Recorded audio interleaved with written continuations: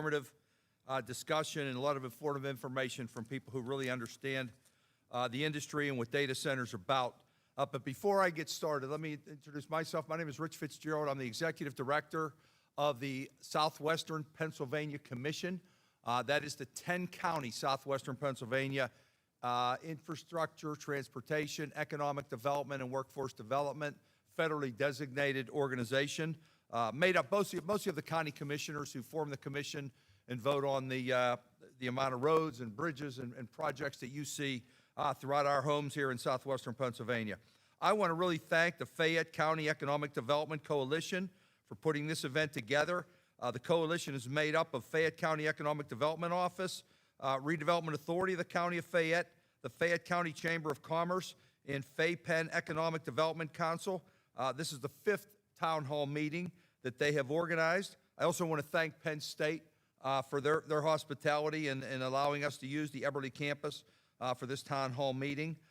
We'll be taking questions in a minute, but first we're going to have a presentation by Brian Kennedy, the Executive Vice President of the Pittsburgh Tech Council. Brian, take it away.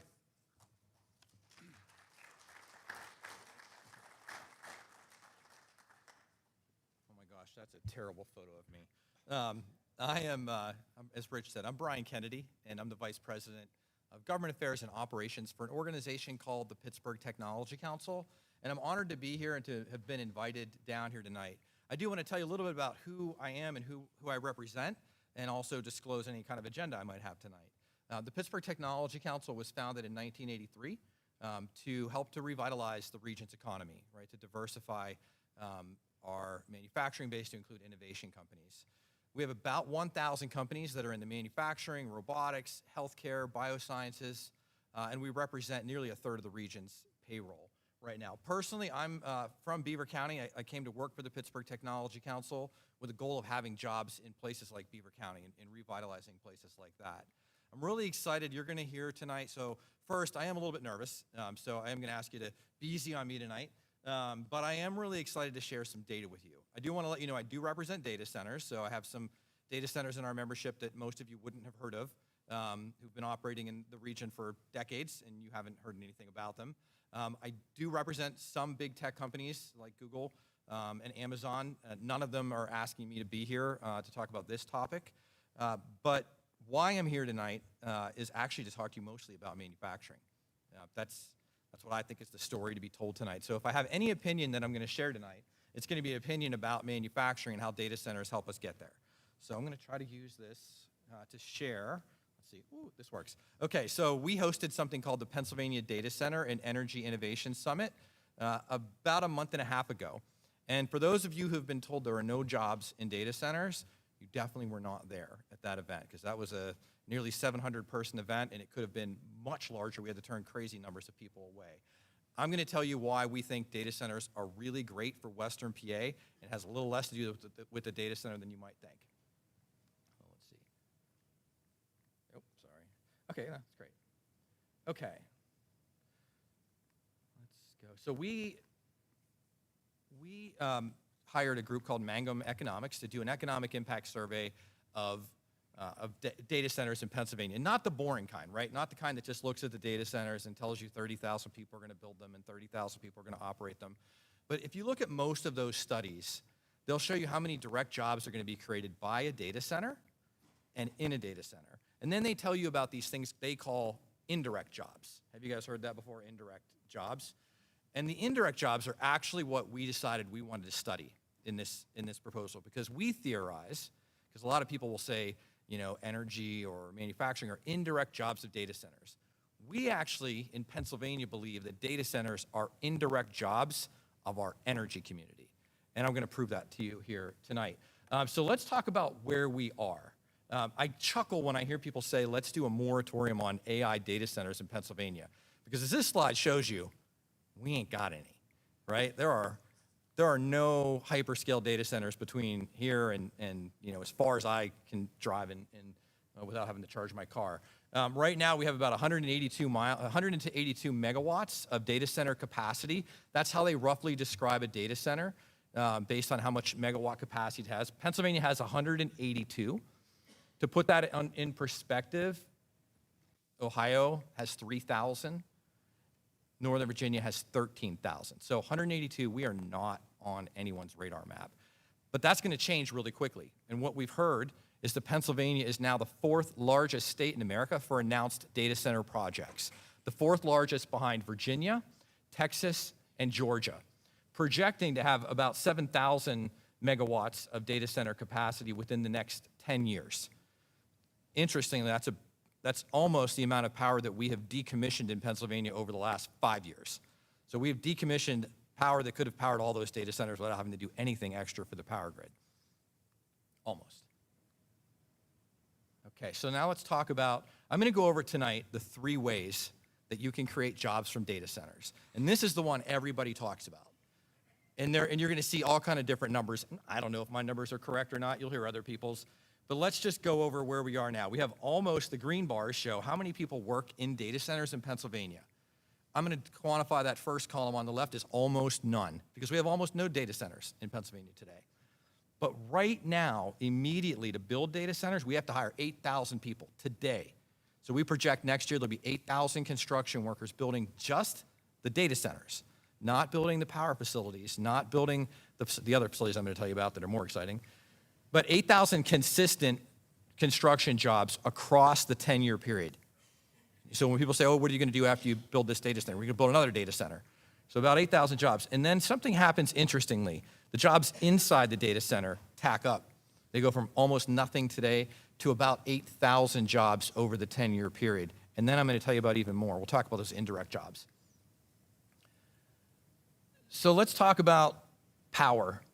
Why Pennsylvania is attracted to the data center. And one of them is because we have an abundance of power in Pennsylvania. In fact, we export about $5 billion worth of electricity to other states in the PJM power grid alone. And that's despite that 5,000 megawatts of decommissioned power that I told you about. About 1/3 of every electron we produce in Pennsylvania leaves the state of Pennsylvania. Now, I don't know. I mean, I do like the $5 billion, but personally, I'd rather see that energy staying in Pennsylvania doing something productive like creating manufacturing jobs here. So it is a great export industry, but that is a key reason why people are coming here. Now, one of the reasons I was a little nervous about talking tonight is because a lot of the facts aren't on my side, right? And you guys know that, right? So I think probably most people in the room know that data centers are going to cause your electricity prices to skyrocket. They are. Anybody here disagree? Okay, you guys can't talk. Seriously, right? We know this. It's a fact. It's undisputed that data centers are going to cause your electricity to skyrocket. Your water bills are going to go up. You know how much water these things use? Anybody here disagree with that? You do. Okay, guys, stop, stop. AI is coming for your job. AI is going to come for people's jobs here in Fayette County. We know that. These are undisputed facts. And the last undisputed fact is AI data centers don't create jobs. Here's the thing. Everything I just said is false. It's completely false. And by the end of this, you're gonna at least understand that I'm not making that up, and you can look this stuff up yourself. So let's go to the reliability. So this is the second reason why people come here. We have a very high mix of nuclear power and natural gas, which are very reliable. If you're in the data center industry, the last thing you want is your power being disrupted. So that also makes Pennsylvania really attractive. Now we're getting to the good stuff. Okay? So I wish I don't have these things labeled, but if I asked you all, if you knew that Northern Virginia had 13,000 megawatts of data center capacity and the data centers make your electricity bill skyrocket, you would have to acknowledge that they have the highest electricity price in the PJM grid, right? They should be over there where it says DC and JJ and MI and MD, and like, they're not though, right? In fact, Virginia has the lowest electricity prices in the PJM power grid, and they are the data center capital of the world. And everyone in this room, minus these 4 people, disagreed with that statement when I made it. Pennsylvania's electricity rate is about 30 to 40% higher than Virginia's. Now let's think about that. As a place that manufactures things still, that buys a lot of energy in manufacturing, can you imagine the stimulative impact it would have if we could lower our energy prices in Pennsylvania by 30 to 40%? And how is it possible that data centers absolutely raise your electric bill when the places with the highest concentration of data centers, Ohio and Virginia, are below us, and you see us, we have almost no data centers, 182 megawatts to their 14,000, right? So this is the kind of information I want to share with you tonight. There are a lot of statements that have been developed by activist groups in other parts of the country that they've tried to import here to Pennsylvania, and they don't apply. Pennsylvania's different. I'm going to show you some more reasons why. This is the big one. This is the super big one. Pennsylvania is where George Westinghouse invented the power grid. The empire of lights rose from the fields of Western PA. Every single part of the grid, whether we're talking about generation, whether we're talking about transmission, whether we're talking about the steel, it's all here. And while that Westinghouse name isn't out there like it used to be, the companies are still here. And I'm going to show you some things, and it's part of my key recommendation to you. But what you can see here is that we are developing about $12 billion of manufactured items that are for data centers, and another, where's my raw materials, another $2 billion. So about $15 billion worth of exports just to the PJM power grid. Think Virginia, right? Just to the PJM power grid. Let's put that in perspective. Virginia, they buy our electricity. Virginia buys our manufactured goods. You know what their exports are? 1.9 billion. So 15 billion for us, 1.9 billion for Virginia. So you're starting to see this argument shaping up here. Data centers may not create jobs in a place like Virginia, but they sure do in a place like Pennsylvania. Talk about what they buy, and then I'm going to show you where they're doing it. Data centers need things like transformers. Do you know we manufacture transformers about 15 miles up the road from here, a company called Hitachi. Anybody here work at Hitachi? Have family members work at Hitachi? Hitachi Energy just dropped $70 million into their facilities just up the road in Westmoreland County. Actually, I think they're on 119 if I remember. We make transformers. We make grid-scale batteries. EOS Energy, which is putting $250 million in a new facility in northern Allegheny County. Switchgear. These are these, when you're driving down the interstate and you see these giant transmission towers and you see like honeycomb things, we make these here. Steel. I don't know if anybody here has heard of what's my steel company in Butler County that I can say every other time? Cleveland Cliffs. Thank you. Everybody here at Cleveland Cliffs? They make steel. They tried to buy U.S. Steel. We didn't like that idea. But they make grain-oriented steel, and they are the last manufacturer in this country that makes grain-oriented steel. And why do we care? Because grain-oriented steel is what goes into those transformers made by PA Transformer in Washington County and made by Hitachi Energy in Westmoreland County. That's the only supplier. These companies right here, let me show you them. These companies, so let's talk about. Mitsubishi Electric Power Products just invested $86 million in a new factory to build switchgear in Beaver County. Patty, I think you helped on that project. Where's GE Vernova? GE Vernova, they're involved in the Homer City project, just invested $100 million in Charleroi, and then 2 weeks ago, they bought a 750,000 square foot manufacturing facility. We have no idea what they're gonna do with it. Coherent Corporation just got $2 billion in Butler County from NVIDIA for new photonics that go into data center operations. EOS Energy, I mentioned, I think I said their number was $250 million. It's actually $350 million for a new headquarters and a new manufacturing center in northern Allegheny County. And I mentioned Hitachi Energy. I also have mentioned to you PA Transformer, which is making major improvements to their factory. And I've mentioned Starline the Grand, which has 800 people working full-time building data center components. This is the secret weapon of data centers and job creation in Western PA. This is it. If you want to be for data centers, this is why to be for data centers, right?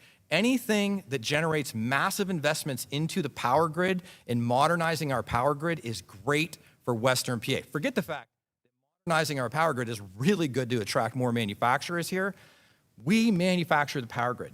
So this is one of my key messages, is that this is a core reason. There are not just thousands of jobs being created in these factories, but people like the iron workers and the carpenters are building these factories right now. Another question, where are you guys gonna go when you're not building a data center? You're gonna build a factory to build the power to power the data center.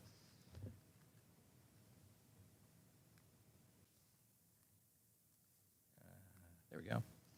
So these are the three kind of key advantages for Pennsylvania. We are positioned to go from 182 megawatts to 7,000 megawatts. That's gonna create 8,000 construction jobs that are gonna be here for a generation. That does not count people who build power facilities. It doesn't count people who build manufacturing facilities. It's just the builders building data centers. We're going to power them. We're going to continue. And this is the great thing. And I do want to be super clear about something. I do want to be clear. Our energy bills absolutely will spike because of data centers. Absolutely will spike because of data centers if we stop building power, right? And this is the key thing about Pennsylvania. There have been practically no data centers announced that weren't first announced with power, right? First, Homer City wants to build a power. First, IEP wants to build power. First, the team out in Shippingport wants to build power. If folks who actually are against energy are successful in stopping energy, I promise your prices are going to go up. Your prices have gone up already, and it has nothing to do with data centers. It has to do with the forced retirement of 5,000 megawatts of coal-fired and nuclear-powered, why we did that, I don't know, and nuclear-powered facility. If that happens in Pennsylvania, doesn't matter if you get any construction jobs, data centers, your prices are going to go up. So these are the key messages. You know, we do talk about some things that we think counties should do. First thing we think counties should do, look up the top 30 manufacturers of switchgear, turbines, and transformers. Chances are that 75 to 80% of those companies are building a new factory right now or are looking to build a new factory. It could be right here. We have the workforce. We build the power grid. That's number one. Second thing, don't give these people money. Don't give these data centers money. If these guys come to you with their hand out saying, we need money to build a data center, tell them to take a hike. The one thing they have going for them is money. Don't pay them to build their data center. They have plenty of money. Third thing, let's find the places in Western PA that have a story of renewal, right? So I work in the largest data center in Pittsburgh. Some of you might know it as Allegheny Center Mall. Does anybody know Allegheny Center Mall? The old planetarium, if you went there when you were a kid. Allegheny Center Mall. It's on the north side. And it was the first failed urban mall, right? It used to have Sears and Kaufman's and Wendy's and all those folks. And it failed. It failed probably 2 decades ago. The reason that we didn't have to come up with government money to tear it down like we're going to have to with Century 3 Mall is because the data center community came in and put their centers in there. And I have to, if you came to visit me tomorrow, I have to convince you there was a data center. You wouldn't believe me because you'd be like, where's the noise we hear about? Where's all the water boiling off the ceilings? So that's the third thing is let's find a reuse. Let's put data centers, not in green fields, but let's put them in places like generated coal-fired power. Let's put them in brownfield sites. And let's let them use their money to revitalize those sites so that we don't have to. Those are our key points. And then one final warning, when this is the last, I'll leave you with this, one final warning. Be wary of the phantom data center developer. Be wary. And that's what, by the way, that's what we're doing here tonight. Tonight is about a phantom data center developer in Fayette County. And what I mean by that is there isn't one, right? So I'm not aware of any data center company that's looking at Fayette County right now. Certainly none have asked me to help soften up the environment for them. And when you have a phantom data center, they are the most terrifying data center you can possibly imagine. They're the loudest. They use the most water. They're going to have all kind of traffic. They're going to kill a salmon. They are going to do everything bad you can possibly imagine. And the reason they are is because you're imagining, right? Because the data center developer isn't actually here to answer questions. And so one of the things I think you're going to notice, and track this, when there is an actual data center developer coming into a region, they go through pretty quickly. They go through pretty quickly because they come in, they analyze the ordinances that have been passed, that have been developed, and they comply with them. They talk about what they're going to do. This one I just met in Beaver County yesterday, taking over a racetrack. It can be hard to make a noise argument when you're taking over a racetrack, right? They're using a closed water loop system. They're not using water. They are going to use water, but they only use it once. It's going to be recycled. It's going to go from paying $10,000 in property taxes to paying $450,000 in property taxes. That's going to do a lot for that local community, and it is a good distance away from any. The same thing said for the second Beaver County project, the Aligned Data Center project. Down where I'm from, I grew up a mile from it in Raccoon Township. It's going into Shippingport. It's 400 yards down the road from our nuclear power plant that was set to be mothballed and everyone fired. Both of my parents' best friends worked at either the nuclear plant or the coal plant. The coal plant was gone and the nuclear plant was set to be gone. That nuclear plant is now got a second lease on life and has boosted electricity output by 20% because of Vistra, which is selling that excess power to Meta. There are a lot of... Oh, well.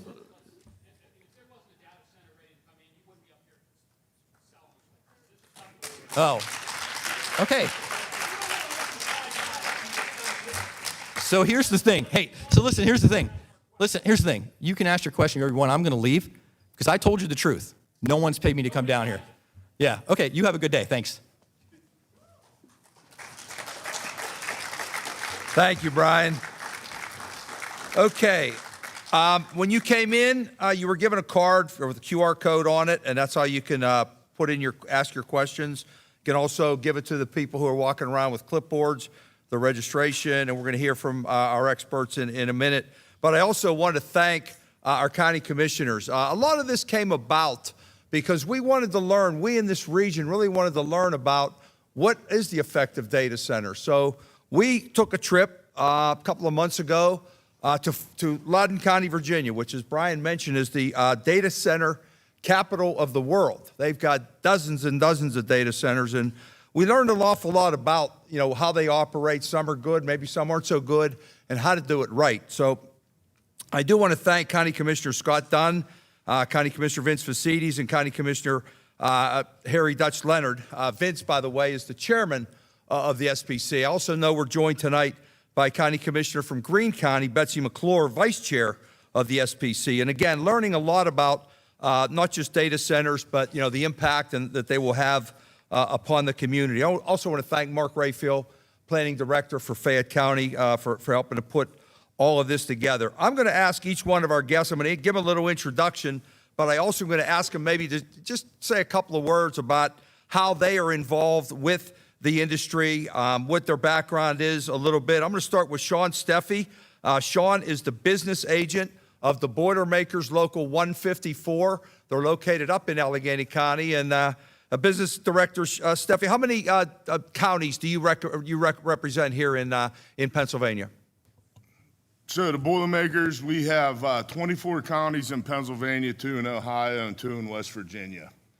And then the other half of the state falls under the Boilermakers Local 13. And tell us a little bit about your members and, Sure. and what this industry is going to do or has done. So Boilermakers, we're in the building trades unions. So as energy is the heart of the economy, the boiler is the heart of a power plant. That's what we do. We're high pressure tube welders, and to kind of put this into direction, just if you had a brand new truck and it didn't have no engine and no exhaust, it would be worthless, right? So we're like the engine and the exhaust of the power plant. And I'm also the president of South Central Building Trades, which represents the new plant that's being built in Homer City. And I think this is important to say. I'm a lifelong resident of southwestern PA, born and raised in Indiana County. My family lives there, my kids, my grandchildren, so I know what it means. And I'm not here to argue with anybody. I'm just here to convey a message to Fayette County. You can deny having anything built here. You don't have to, that's your right as residents not to build this. But I'm here to tell you that I need blue-collar men and women in all the building trades, and I'm offering careers, not a one-time job, okay?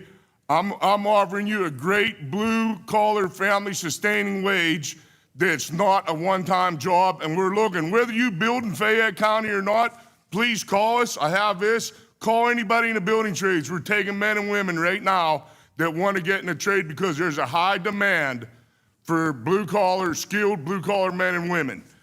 Okay, to go with that, the Homer City project has meant a lot to that town, okay? I've watched the manufacturing leave, I've watched the coal mines leave, and I've watched the coal fire plant leave, okay? I've watched that school district shrink that I've coached football there for over 20 years, okay? I graduated in '85, I had 160 kids in my graduating class. My son graduated in 2013, 56 kids. If you want an economy and you want it to thrive, energy is the heart of it. Data center is just one aspect of it.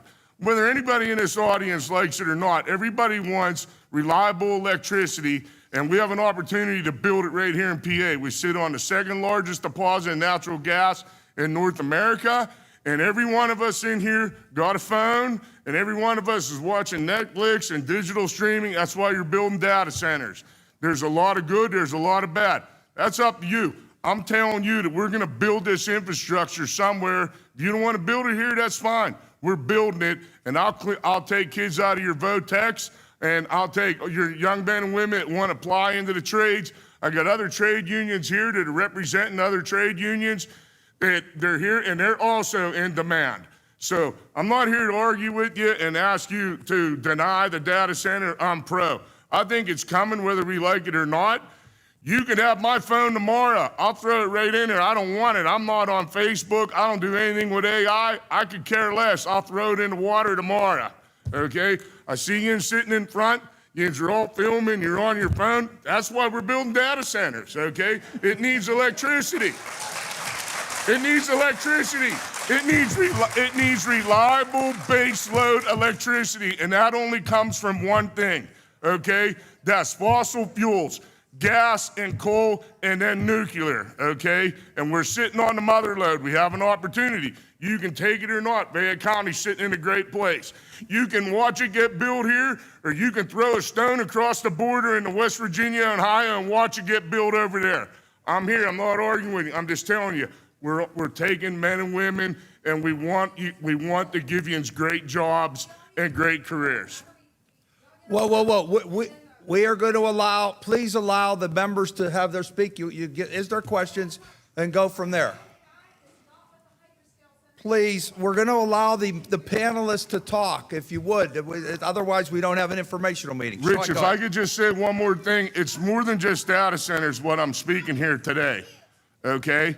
So, we just had the winter storm that just hit right here, okay? I didn't see anybody complaining when fossil fuels was keeping your lights on. It was coal, natural gas, and nuclear, okay? That's what kept your lights on.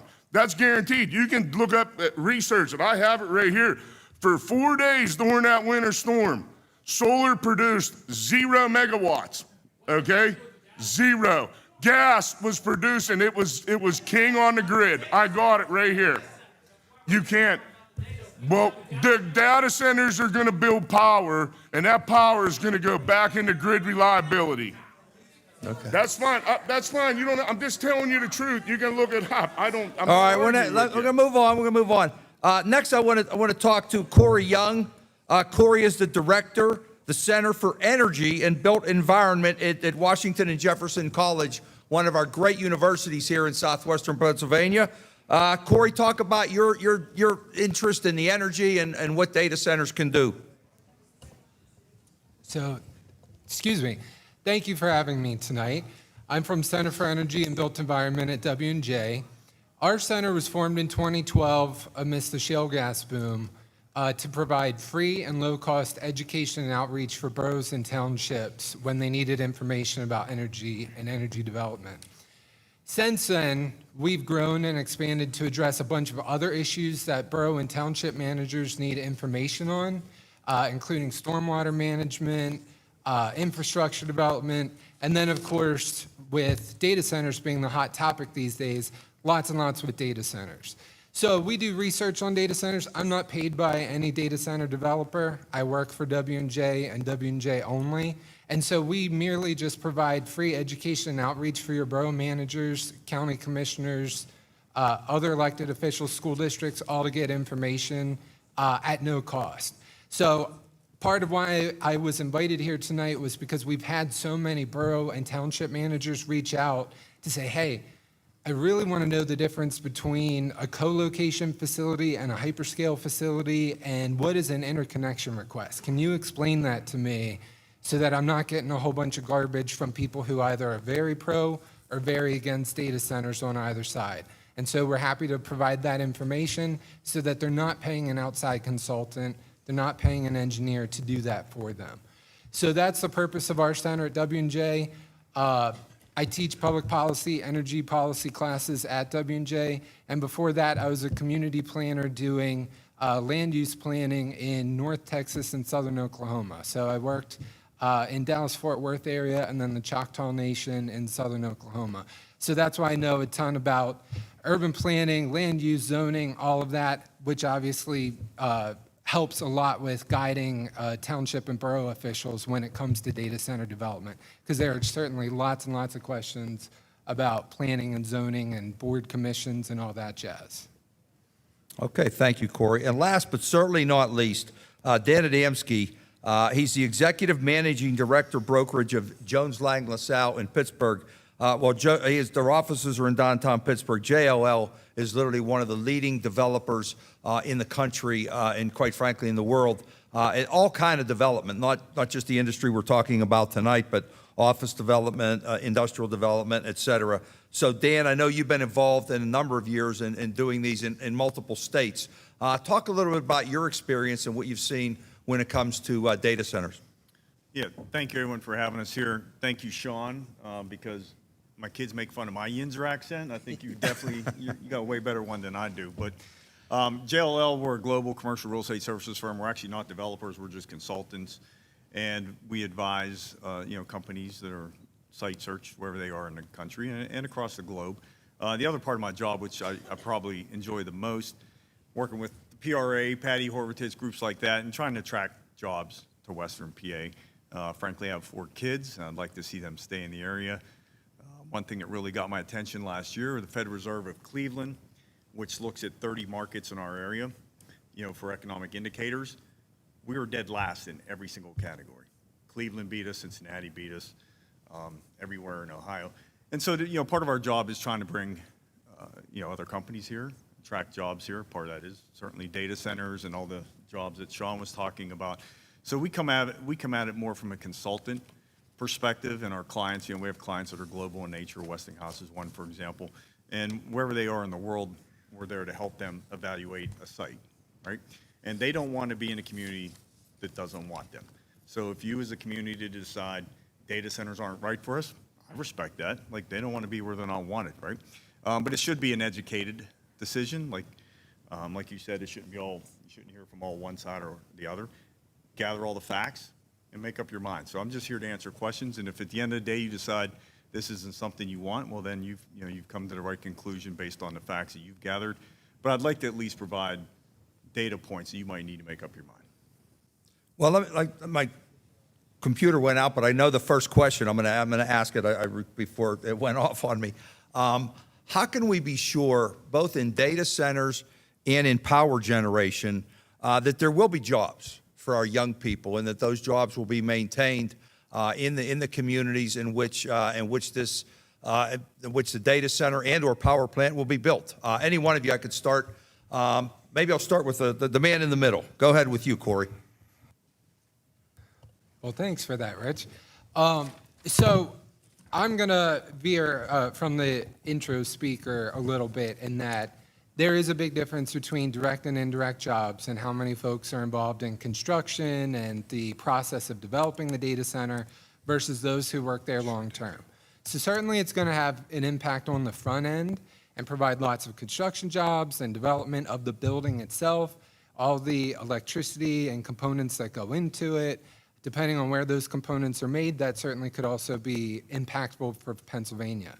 What we're seeing currently, unless the industry evolves, tremendously over time, the number of folks who work long time in those facilities is not giant. It's not a huge number of folks that work in the facilities long term. So it certainly is fair on the front end and has the potential to be very impactful. It's a big question mark on the long term, what that looks like in terms of those folks who are actually working in the data center itself. Sean, I'm going to go to you next, because one of your jobs is to keep your members working. So right now, I'm looking to put 500 Boilermakers on the Homer City project, and that's the building trades. It'll end up being around 3,500 building trades members. Then will be return maintenance jobs, just like we've done in the past everywhere else. We work nuclear, gas, coal, steel. So we've been around as the Boilermakers and the other trades over 130 years, building this and maintaining this infrastructure. And the job are going to be great. Now, if I could just give you, like, this Homer City job, if they work this schedule for the next 3 to 5 years, my members will be making at 5/9 schedule about $150,000 a year. That's $2,900 a week. And I can't, that's a blue collar, family sustaining job. And all the other trade unions are similar. And I'm here promoting labor and union, and I'm just telling you the power block and the data centers are about 93% built union, and the building trades unions are strong in Western PA and throughout Pennsylvania. And we're just here to say we're going to build it, and we want to be a part of building it. And this is right up our alley, and we're looking forward to taking young men and women and giving them great careers. Dan, what has been your experience? You know, I'm not too much on the workforce side, other than we know that we're trying to be, like, my job is to be competitive with other cities that we compete against, you know, the Austins, the Nashvilles of the world, and try to attract them to Western PA. So I think there's a thing called a flywheel effect, where if you pick any industry, set aside data centers, but, you know, if you can get those transformer factories being built here, then they're going to employ other people. So we got to do something different. Again, we're last in every category. We have negative population growth in Western PA for the last 20 years. You know, I do national consulting across the country, help my clients figure out where they want to be. And one of the first things they always look at is population growth, and we continually get eliminated. So it's becoming a self-fulfilling cycle. And I'm a Western PA guy. I like to win. I want to figure out how we keep more of those jobs here at the end of the day. One of the things that's come up from some people that are concerned about are oftentimes NDAs, non-disclosure agreements that are signed, you know, in various communities. I know Governor Shapiro has put something out called GRID, and one of those things is about, you know, more public disclosure, more transparency. Talk about why that happens, and maybe is that something that the industry should get away from? Let me start with you, Dan. Yeah, NDAs are pretty common with the data centers. I'm all for transparency. You know, we have a Democrat governor and a Republican Senator McCormick. They're both in favor of you know, the industry and putting requirements in place. But the NDAs, a lot of times, I'm only speaking from a real estate perspective, but you don't want your competitors knowing what you're doing, because it's going to drive the price up. So there could be other reasons why they do it. But when we first get involved, if there's an NDA, it's because they don't want, you know, possibly, you know, Meta doesn't want AWS knowing what they're doing, because it's going to bid the price up. So it's more of an economic issue from when I'm involved. Corey, what's your sense from the university perspective? So the NDAs obviously don't promote transparency. If a community decides that a data center is right for them, if a county development agency decides that a data center is right for them, it should be a transparent process with public input where folks have a voice at the table. So I think that's very important. The industry has shown some hesitation to release numbers in some cases when you look both in the United States and abroad on things like water use at times, which has been a touchy subject. And so one of the tools that I think we should promote at the community level is looking at community benefit agreements and understanding what community benefit agreements are. If someone is in favor of a data center coming to their community, understanding how to pass one of those community benefit agreements, which sets rules and regulations and expectations for the data center going forward. So that certainly is an option, even if you're not a proponent of data centers, you know, and you feel like you still don't have a voice to stop it. That could be a way to get involved, is to implement a community benefit agreement, which sets those rules and regulations and expectations. Sean? Yeah, I can't stand the NDA agreements. It's secretive, and I totally agree with the crowd here. I think that they should be more transparent with everybody in these communities that they want to come build at. They should be transparent with the trades on what kind of manpower they're looking at and not give us a surprise. And I think it would take a lot of the issues that I'm seeing here tonight, that people don't understand what's coming or what could possibly come to their town. And that's what I'm saying. Anybody should have the opportunity to say that's good for us or not good for us. And I think that if they would be more transparent and tell you on what it's going to bring to your community economically, what it's going to do for, you know, how much water use, the pollution, and everything else, they should be transparent about it. You can have the decision. I totally agree with that. Me personally, I think it needs to be built. And, you know, us in the building trades, we're ready to build it because it means a hell of a lot of work for us. What will be the impact on our roads, whether the wear and tear of roads or the amount of traffic in a community in which both a power plant and a data center would become? This isn't the Please submit your question. Please submit your question. I'm reading the questions. I'm reading the questions right off the thing. Do you want to talk about the roads and the impact what traffic and roads have on this? So again, speaking from a real estate perspective, we have different uses for different things. I mean, we work with trucking facilities, right? And they're going to put a lot of trucks on the road and probably not pay a lot in taxes. So the communities that have approved data centers, one of the reasons they do typically is because they're not putting kids in schools, very many. They're not putting trucks on the road. I live in Washington County in a very, very nice rural area, and I just had a gas well going across the street from me, and it's 24/7 truck traffic, right? So, the data center won't have that. I mean, whatever cons or, everything has pros and cons, but that is certainly one of the benefits of it is in most counties, they're the largest taxpayer once they're established, and they put very few kids in the school and vehicles on the road. What about the noise levels of data centers? It's something sometimes people bring up. If it's in a community, would that be disturbing the way, I mean, Brian mentioned a racetrack or, something that would be very loud, a loud manufacturing facility. Corey, let me go to you on that one. So in studying data centers so far, one of the primary noise complaints seems to come from backup diesel generators that are on site. So these are facilities that can't have any downtime. They're expected to run 24/7, be reliable, just be churning in the background consistently. So most facilities have backup generators available to ensure that they can continue operations when the power goes off. So some of the studies that we've looked at from Virginia, for example, from Loudoun County, has been the regular testing of the diesel generators throughout the week at various times. And this isn't just usually one diesel generator, it's multiple that exist on site. So that seems to be the most common complaint. Other complaints are like a low buzz or hum, presumably from the servers operating in the facility themselves. So some folks have studied that sound of the hum or noise sort of always in the background, depending on how close or far away you are. One of the other interesting pieces, too, as we consider what some folks at the state level are calling BYOG, or bring your own generation, in order to mitigate impacts to the electric grid, how much electricity they use, there are proponents of bringing your own generation, so having on-site electricity generation right there at the data center. So depending on what type of plant is built to generate that electricity, that also introduces new characteristics about how much sound is generated, what types of smells are generated, what it looks and smells and feels like around that facility throughout the day and throughout the week.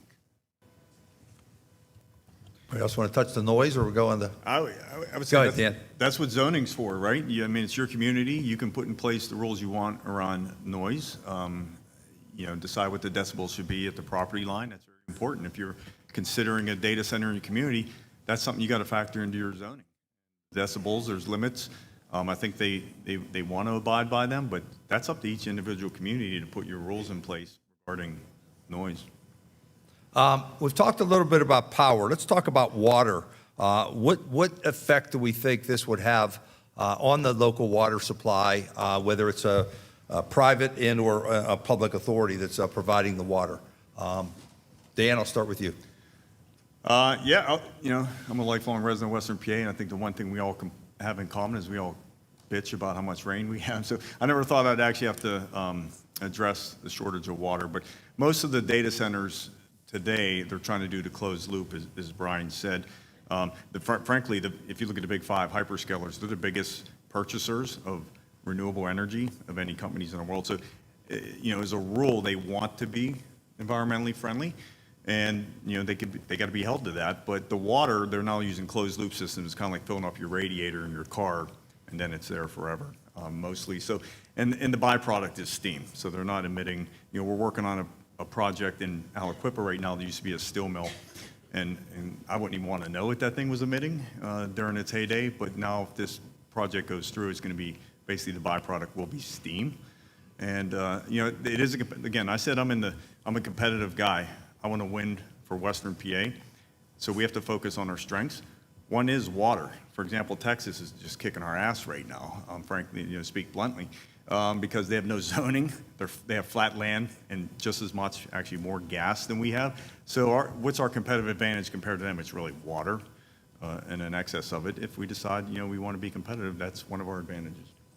Either the other one of you to talk about that issue? No, I could just say that, if you look at like the Homer City facility, it has its own reservoir. That power plant built it in 1970. It's Tolick Reservoir. Keystone has its own reservoir. Conemaugh, most of these brownfield sites have their own water supply, and it will use nothing more than what it used in the past, and probably less with the natural gas. And as far as the data center goes, I have no idea on its consumption other than what he spoke about on the closed loop part of it, which would act like a car radiator and just keep reusing its water. But I just say that most of the water will probably be consumed on the power generation part of it.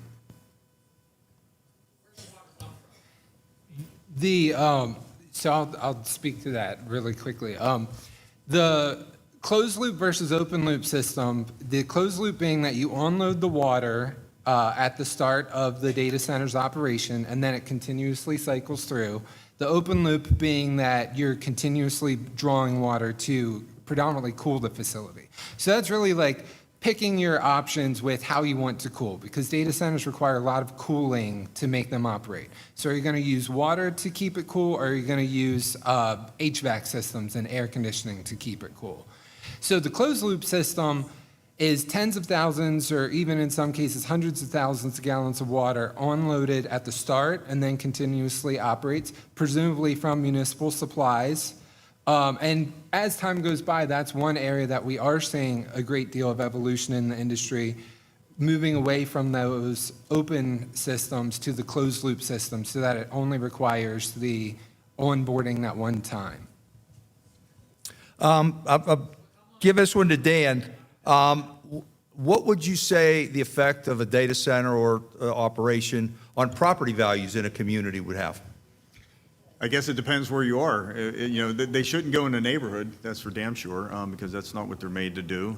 If it's, for example, the one we're working on in Beaver County in Aliquippa, it was a former steel mill, right? So the only impact will be reduction in taxes, ideally. If you look at Loudoun, I can only look at the other areas. Loudoun County, Virginia, as Brian said, the largest data center market in the world. Their taxes have gone down for 10 consecutive years, which is a nice, that's a nice benefit. So I don't know what it necessarily do to your property value in, across the entire county, but if you can reduce your taxes, that kind of helps the valuation. Corey? One of the benefits that gets touted at the state level and both in other states is the impact on property tax collection. Here in Pennsylvania, a great deal of the value of the data center presumably would be captured in that property tax assessment for that property. So there are a number of cases where school districts, especially out east, have said, oh my gosh, this revolutionized our school district because we have tons of dollars coming in from the data center that moved in, and it drastically increased our property tax collection for the school district. And on top of that, it didn't add a whole bunch of seats because there weren't a ton of people influx into that particular community. So it was very helpful for those school districts to dramatically increase the property tax valuation collected in that school district. Having said that, we're Western Pennsylvania, and so our school districts tend to be very small. So that one school district would be benefiting tremendously from greater property tax collection, but it would be really limited to that very particular school district. I'm going to ask this to all three of you and think about this for a minute. When the Fayette County commissioners, if they meet with a data center or a power plant, what are some of the community benefits that they could ask for and should be talking about to benefit the community? Let me start with you on the end, Sean. So first thing that should be asked is, what's the economic benefit for this to come into the area? It should be asked what kind of jobs are going to come with that. Are they out-of-state jobs? And is the housing going to be able to take the influx of construction I don't have a problem with that because most of my guys all live in the rest of us trades. Yeah, there will be out-of-state guys come in and work, but it's going to be our locals mainly. You should see what your infrastructure, meaning like your public services, is going to need with the influx. You should see or ask what kind of how your roads can accept that kind of traffic, flow now, and can your stop signs need to turn red lights, and you need to expand your intersection, and your first responders. So things like this, when you have kind of economic growth, in my opinion, you'll see a benefit to your educational system, you'll see a benefit to your healthcare system, and you'll see a benefit to your local economy. And I just don't see how that doesn't happen, but everybody can figure out where they want and look it up, but that's what I see, and I think they're the kind of questions that need to be asked. Corey, what are the kind of things that you want to look for in a community benefits agreement? So those community benefits agreements, like I said, you set out the rules of the road if the data center is coming to develop in your community. So common things, I talked about the diesel generators operating. You can say, I only want those to be tested at X, Y, and Z times throughout the week. I also require screening. So if you build, I want there to be a tree line that extends 100 feet past the property and basically hides it away from public view. And those types of agreements are not new to us in Western Pennsylvania. We do it all the time with natural gas development. So, yeah. So that's why CBA agreements should be a public process. So that's where you go to your local government, and hopefully your local government is consulting with folks like me and others to learn about what they are. But having these requirements, like I said, isn't new. We're used to doing that with range resources, for example, and saying, hey, this well is being developed, and I want there to be a tree line, and I want there to be fencing, and I want the road to dump out at this particular location. So those types of agreements, giving those rules of the road, they're not new or particularly innovative. We're used to doing those sorts of things all the time in Western PA. Dan? Well, I negotiate for a living, so my advice would be to ask for the world. These are multi-billion-dollar facilities. You figure out, each community has different needs. South Urbane Township, for example, right now, there's a lot of discussion about data centers there. And the same day, I live right by there, and they announced they're closing all their parks because they don't have money. That's damn sure something I would ask for if I was a resident of that community. School buses, fire equipment, whatever it is. I would make big asks. These are multi-billion-dollar facilities. And yet, absolutely, the public should be involved and have a say in that. And, maybe you're against data centers and it still gets approved anyway, right? You're not happy about it, but it's going to happen. Make sure you're getting something out of it. Get your taxes lower, get playgrounds, whatever the community needs. But that is your chance to really get something out of what's going to go in your community. All right, this is going to be a loaded one that you guys are going to. There's a lot of, I'll call it misinformation. It comes in a lot of different forms on either side of the issue.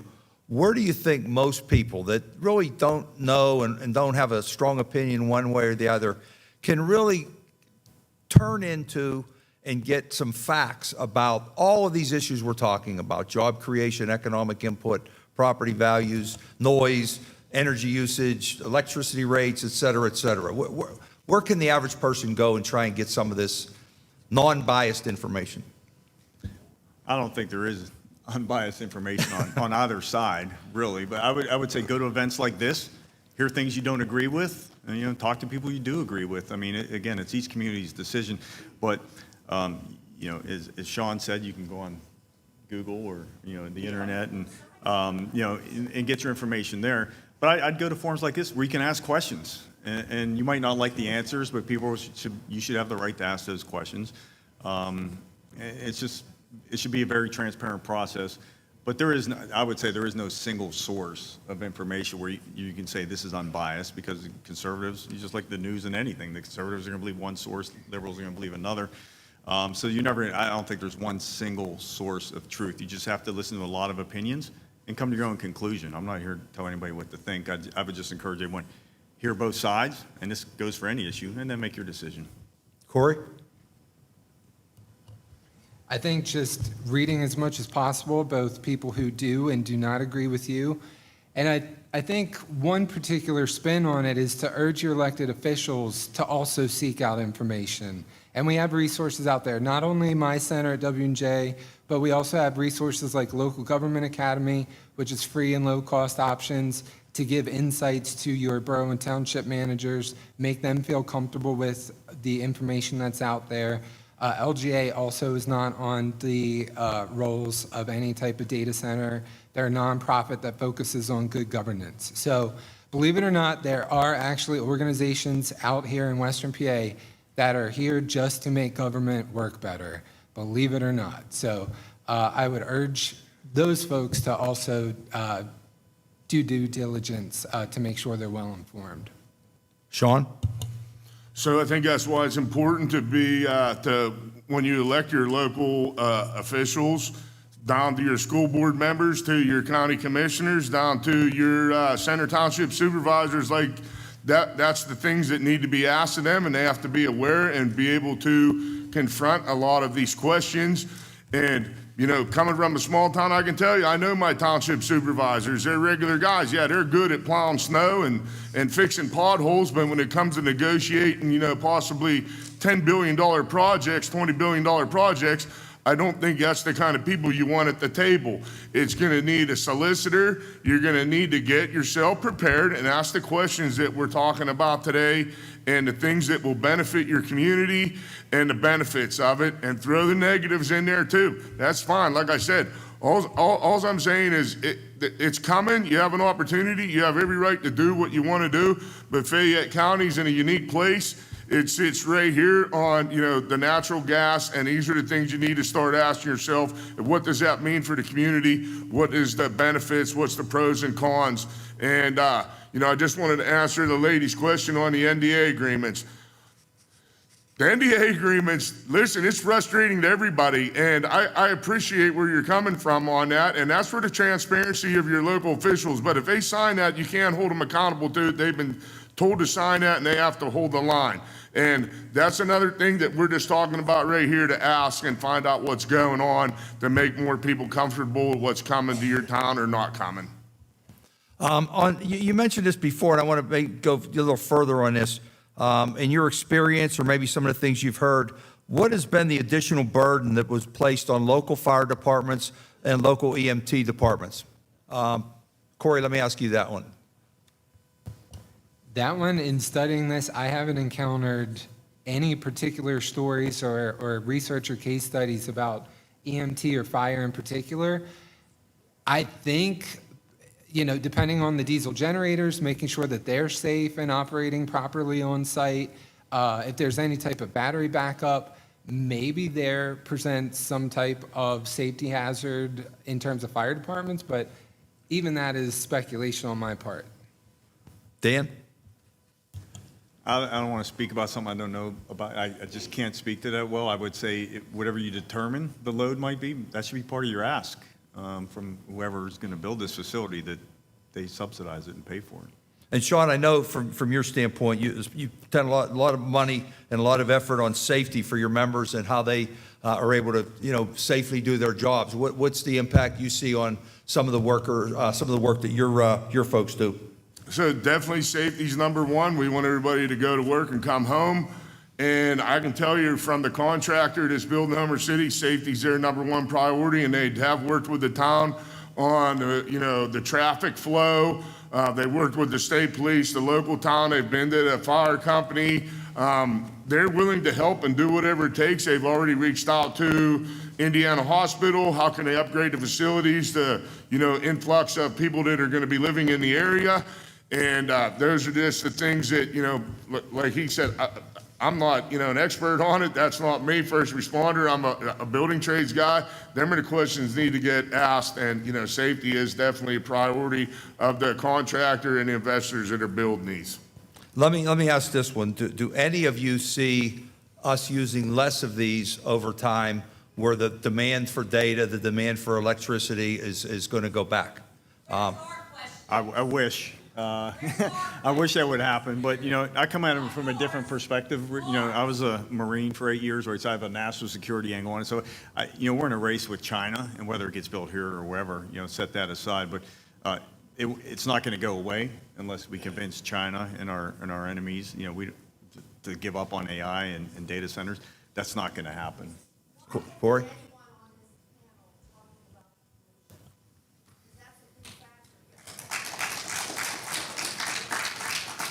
Well, let me ask this question, and I'll because I'm just reading the questions you guys have sent me, so I'm not making them up. I'm reading them right off the thing. Why not require data centers to install solar panels on their roofs and their land to offset the electricity needs and to meet the demands for power and job creation? Guy in the middle, Corey, the man in the middle. No, that's something that can totally be done. Now, it also introduces other concerns like stormwater management. So a lot of solar panels, that's all impervious surface that water doesn't absorb into. So that would also need to be addressed in terms of the land use of the data center itself, because that's a lot of runoff. And any local government official in Western PA will tell you that stormwater management is the bane of their existence. It takes up a ton of their time. But certainly, having renewables to power data centers is possible. You need the requisite batteries on site to store that energy because it is intermittent. So you have to have that duo of the renewables and on-site batteries to make it happen. Sean? Yeah, I'm going to disagree with him, and I think there's a place for all the above energy policy with solar. I think we should be putting it on every flat building we have in school district to help out the school districts with electricity. But as far as power and AI data centers, it can't happen. Just take Homer City, for instance, 4,200 megawatts. If you were going to try to produce that kind of megawatts with solar, you'd need about 23,000 acres and probably about 15 million solar panels. That's sitting on a 3,200 acre plot of an old industrial site. You can't have that kind. And what's going to happen in 20 years when them solar panels are no good and you got thousands of acres covered with solar panels and that solar provider that's been getting subsidies is no longer there and the community's stuck cleaning that environmental waste up because that's e-waste, those solar panels, and they can't just get thrown in the garbage. It needs to be recycled properly. And I just think there's some of the questions that we need to ask, and if you were going to do it with wind, it's not possible either. You would need a little bit more on the acreage and then probably about 18,000 turbines. So let's just be realistic. This is why we need to develop our old brownfield sites that are already, basically, you're not going to build a housing development at Homer City Power Plant or Masontown or El Rama. It already's been done with legacy coal. Let's clean it up. Let's take the rare earth minerals out and produce that on the mine waste. Let's start cleaning up everything. And this is what we need to do. And it's just, you got to look at the data. The data doesn't lie. Dan? I live off grid and I have solar panels powering my house. I'm all for them, but they won't power a data center yet. As far as pollution and the best way to do it, like I'm a big fan of nuclear. 10 years ago, probably a lot of people weren't. I think they're coming around. But that is the future. We all hope that's the future, right? It's the least amount of pollution and it provides the most amount of power per density. So I think we're going to get there. Fortunately, we're one of the leaders in the world in nuclear power right here in Western Pennsylvania with Westinghouse, the small modular reactors. I'm really hoping that those in the next 5 years or so start to become a reality, and then you can phase out the fossil fuels. Why can't we modernize the grid without data centers? Is there any way to do that? Does anyone have an opinion on that part of it? Say that one more time. The question was, why can't we modernize the grid without a data center?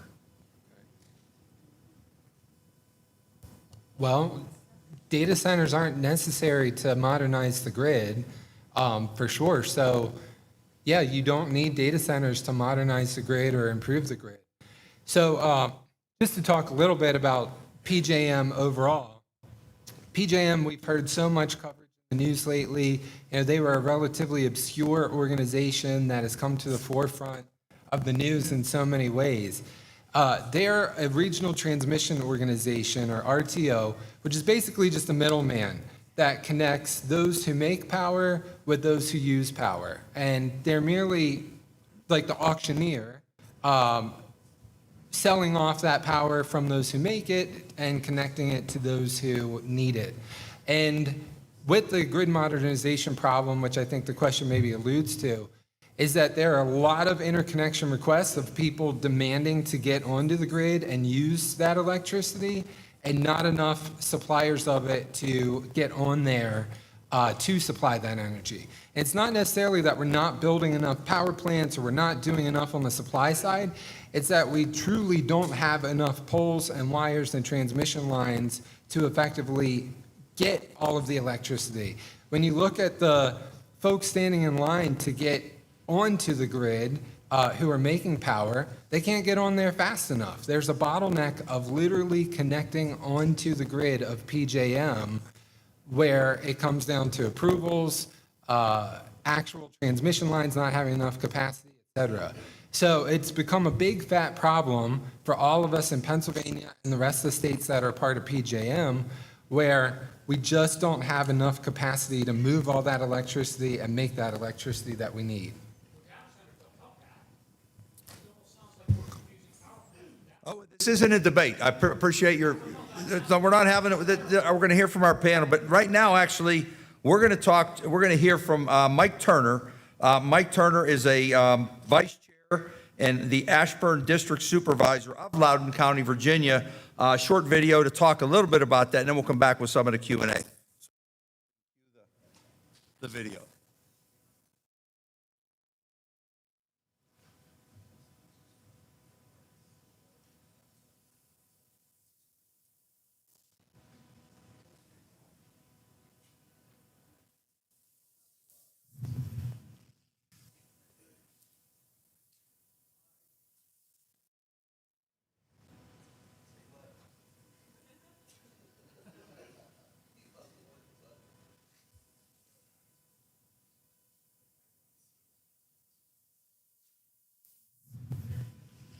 Hi, I'm Mike Turner. I'm the Vice Chair of the Loudoun County, Virginia Board of Supervisors. We're a 9-person board. Legislative authority. About the data centers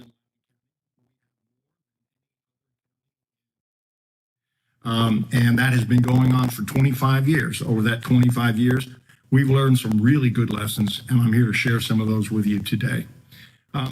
So we do have the highest concentration in the world. We have had 16 years, and every single day for that 16 years, for the past 16 years, there has not been a single one of those days that a data center was not under construction somewhere in Loudoun County. We have 253 data centers. Virginia has about 600, Texas has about 440, and California has about 290. We have 53 million square feet built on the ground, theoretically with another 60 million in the pipeline, though I don't think most of that is going to get built. So what are the advantages? Well, these are our fiscal year 2027 projected budget dollars.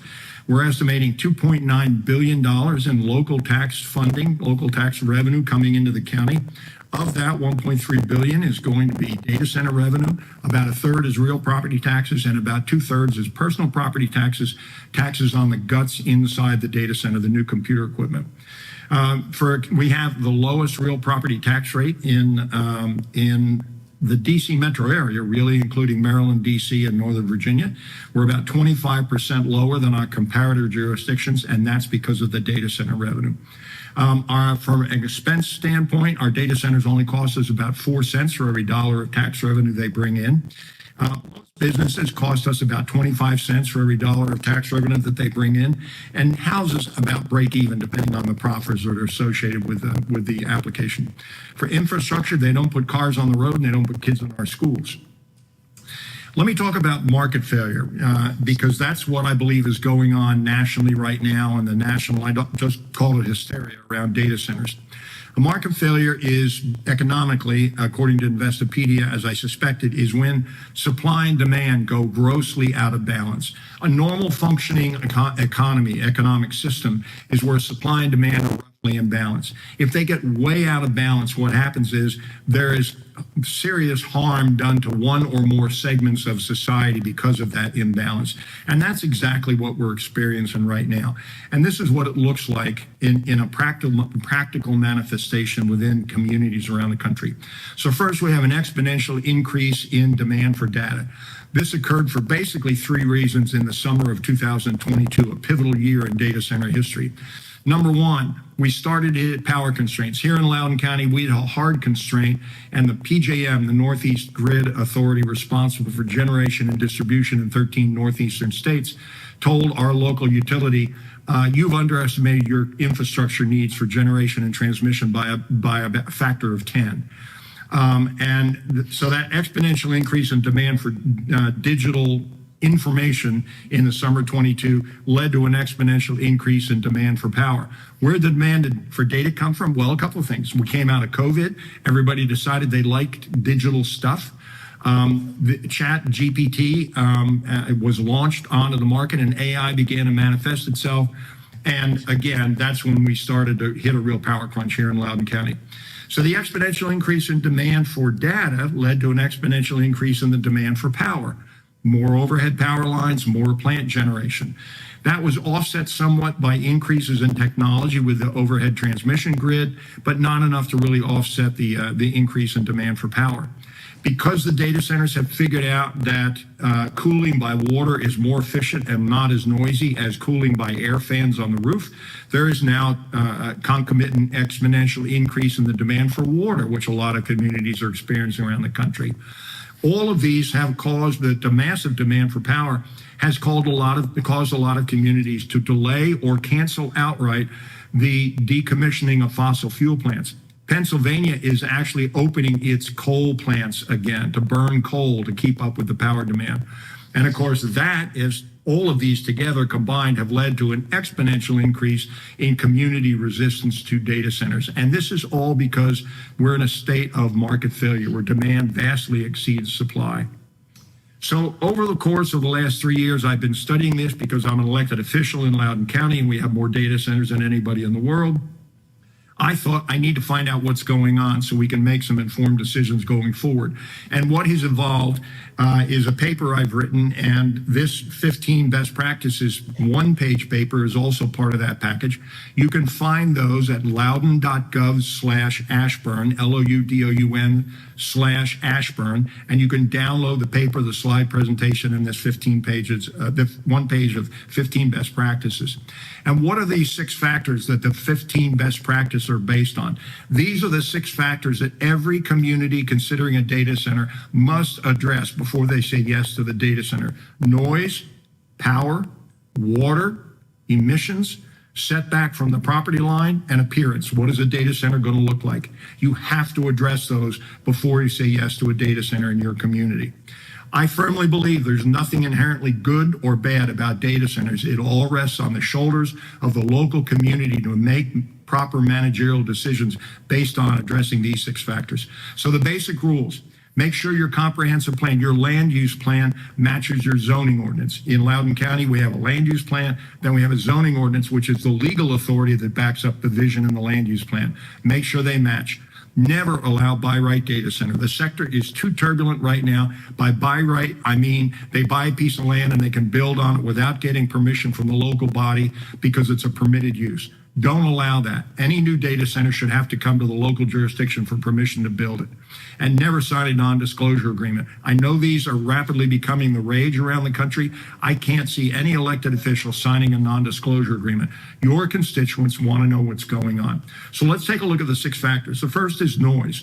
I strongly recommend that before you say yes, that you get the data center to commit to a pre and post-construction noise study by an independent engineering firm. And that study should measure dBA noise and dBc noise. If you imagine a bell curve, dBA noise is a narrow band in the middle that we can hear. That's audible noise. That's dBA. dBc noise is noise that you can't really hear, but you can feel. Low frequency, vibration, hum, it goes through the walls and it travels much further distances. You should establish limits for dBA noise and dBc noise between pre and post construction before you allow them to build. For DBA noise, the limit we're going to use in Loudoun County, probably retroactive with our existing data centers and new data centers, is 50 decibels of A at the property line. And I suspect we will probably limit DBC to 5 decibels. Power, the second factor. Require the utility and the data center to specify in writing the maximum power the data center will use. Require them to report how much they actually used each year. And then report where the power lines are going to go and the substations are going to go in order to keep them powered. Build your data centers near existing rights-of-way for power lines, but no closer than 2 times the right-of-way in case they have to expand and add more power lines. Requires substations to be part of the application and visible so that you need to see where the substations are going to go, and don't allow them simply to be added on as an accessory use. For energy storage, use long duration energy storage. Lithium ion batteries are what's out there right now, but long duration units that are much safer and much longer storage are right around the corner. Use those. For water, require the data center and the utility to specify how much water the data center is going to use, and specify that in writing, how much they're going to use annually. Determine whether the data center is going to use fans on the roof for air cooling, a hybrid system of both fans and open loop water, or a closed loop water system. Determine whether they're going to use potable water or reclaimed water. And lastly, this is very important, determine how they're going to clean the wastewater, whether it's an open loop system or a closed loop system. Specify in writing whether it's a proffer or a community benefit agreement. Specify how they're going to clean their water after it's used. For emissions, for their backup generators, they should always be Tier 4 backup generators. If they are Tier 2 generators, they have selected catalytic reduction units attached. They should have that, but require Tier 4 generators for all new data centers. 500-foot setback from residential is the minimum I would accept. 1,000 is much preferred. And an appearance, require natural screening and berms and fenestration, which means windows, whether fake or real, on all principal facades. Those are facades facing major highways or residential neighborhoods. Limit the building height so it fits in with the surrounding area. Limit the floor area ratio. How much floor area is there compared to the size of the property? And finally, encourage microgrid design. They're going to drop in pieces for on-site power down the road. Make sure there is space in the design of the campus to allow them to do that. You follow these 15 best practices, and you can have data centers that are a real boon to your community and not a problem like we're seeing around the country. Boy, that was good information, especially from somebody who's lived with them for many years. I mean, most of us read about them and theoretically think we may know what they're about, but somebody who's done it for a couple decades, there's some good lessons and some good things that can be asked for. As Dan, you mentioned before, when you negotiate, ask for a lot of things. I'm just going to ask couple more questions, and we're going to wrap it up. And I'll be around for people who want to talk. And I know, other folks, have their interest. By the way, I also want to let you know this town hall is being live broadcast on Fayette TV's YouTube and Facebook pages, and you can also view it shortly after the event is over. How long, data centers being so new, do any of you have a sense of the lifespan of how long a data center will be able to be used? I would say no one probably does have an accurate idea because the technology changes so rapidly. So I think a lot of the big hyperscalers are trying to build facilities that are flexible to accommodate future technology. I think we all can hope that they reduce their footprint, energy, emission, all that with the improvement of technology. So I think whatever's being built today is very unlikely to be where you're going to see 10 years from now or even 2 years from now. Yeah. Corey, do you have any sense of that one? Well, I think I should have said this a lot earlier. There's a very big difference between a small data center facility that's probably already in existence all around us, co-location facilities, enterprise facilities, which basically support like an office building. Like technically, there are data centers that are very small in existing doctor's offices, municipal buildings, et cetera. What everybody's here for tonight is really talking about hyperscalers and these really, really big ones that we see, touted by Meta and all the other AI companies. So that's where, it's to be seen what those look like in the long term, because that's a huge, dense number of servers, all in a very large facility. And traditionally, we haven't been building in that large a facility with that many servers all running at the same time. So I think, sadly, to answer your question, when it comes to hyperscalers, it's a big fat TBD. Sean, your crystal ball. So I don't know about the computer part of it, but I can tell you the infrastructure part of it, the HVAC, the power will take return maintenance, them are ripple effect jobs. That's what we do in the building trades. We'll be back for outages. Fitters will be back in there to do the HVAC work, the upgrades. It'll be nonstop maintenance and nonstop, outage work to come back. And like I said, them are ripple effect jobs, and that'll last for the lifetime of the facility. All right, I'm going to ask one last question, and all three of you think about it. Just if you are a local supervisor, council member, commissioner, what are some of the things you're going to be asking for if you're sitting across the table from somebody that wants to put a data center in your community? Let me start with you, Sean. I think we really hit on that already. You're going to ask for what it's going to bring to the community, what it's going to bring for your town, the economic growth, the jobs, what kind of jobs are coming, what are the ripple effect jobs, and, everything that has to do with safety and, what it means, to the community for this to come and to be built here, and what are the downsides of it if there is a downside that you want to address. Corey? I think the big question I would have is on air quality in particular. So emissions from the diesel generators can certainly be a concern. So depending on how long they run, their scheduling, if you have asthma, that could potentially exacerbate it. COPD, potentially exacerbate it. Those are certainly, when it comes to environmental issues, that would be my number one concern, is air quality issues. And with the bring your own generation, so as we talk about, well, gosh, we really don't want it to suck as much electricity off the power grid. How do we do that? We have bring your own generation, and we have an on-site power source right there connected to the data center. Depending on what that is, again, that introduces a lot of environmental concerns, whether it's powered by coal, whether it's powered by natural gas, whether it's powered by a small nuclear reactor. So the big question mark going forward is, okay, if you're not going to be on the grid, how are you going to power this thing, and what does that look like for my community? And then let's talk about it on what that really means for us. Does it mean it's going to worsen air quality in a part of Western PA that already doesn't have the greatest air quality? Is it already going to exacerbate COPD or asthma? Dan, what do you ask for? Yeah, again, I think it depends on the community. I always say that there are no solutions, only trade-offs. Everything has a pro and a con, and you got to figure out for your community, if the pros outweigh the cons, and every community and township's different. So I think you got to, if you're in Beaver County and you grew up next to a steel mill, you probably have a different tolerance for these kind of developments versus someone in Fayette County that, lives next to a hunting preserve. It's just going to be, I think it's going to be different by community, but I think you should insist on it being a net positive. At the end of the day, what does it take for your community to say, even if I'm against this, we got something out of it? What would that be? Yeah. One of the things I will say, I have met with Mr. Turner, the supervisor, when we were down there. And again, you heard him say, he's not for it or against it. They're not all good or all bad. He used an analogy. He didn't use it on the film, but he used it when we were there. Think about a local restaurant or local bar. It doesn't mean it's going to be good, doesn't mean it's bad. Some of them are great gathering places that we all love in certain communities.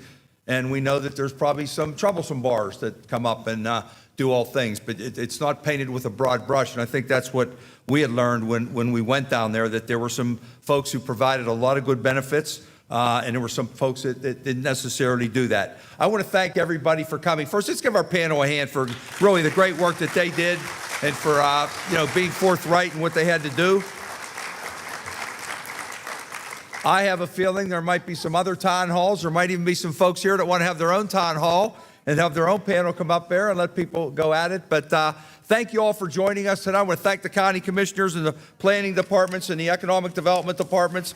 And let's make sure whatever we do it to benefit our communities. Thank you.